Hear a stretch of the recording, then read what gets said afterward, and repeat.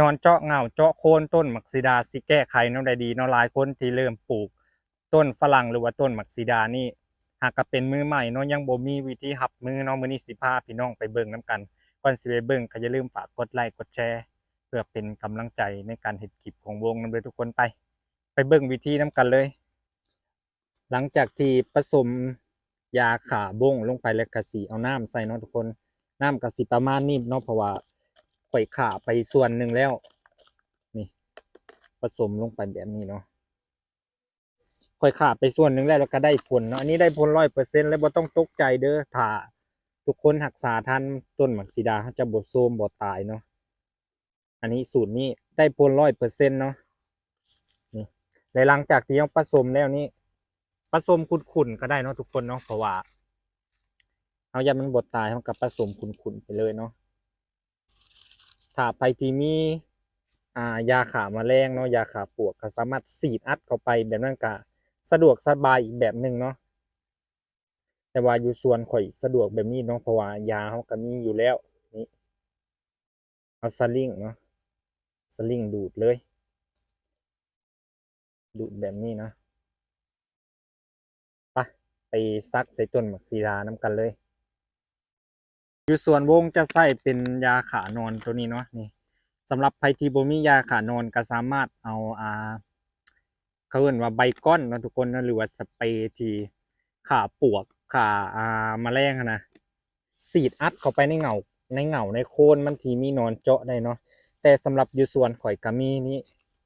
เอาเห็ดส่วนเนาะมียาขานอนอยู่แล้วยาขานอนยาขาบ้งเนาะนี่จะเป็นอาม่าแมกตินเนาะตัวนี้สีพ่นทั้งใบก็ได้เนาะแล้วเขากับขาทางลำต้นได้พร้อมวิธีผสมก็คือง่ายๆเนาะสำหรับอยู่ส่วนวงนี้บ่วงหนึ่ง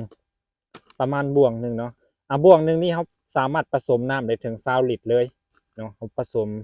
แล้วแต่ความสะดวกความหมักของเราเนาะแต่เขาคิดว่ายันบดตายเขาก็สามารถผสมลงไปได้หลายๆเลยถ้าเห็นแบบนี้แหละให้รีบเฝ้าแก้เด้อทุกคนเด้อเพราะว่าหนึ่งก็คือมันจะเจาะเข้าไปแล้วกันเรื่อยๆเนาะมันจะเจาะเข้าไปเรื่อยๆเนาะมันจะไต่ขึ้นไปกินมันก็คือกินแกนของต้นลำต้นหมากฝรั่งหมากซีดาเขานี่แหละเนาะ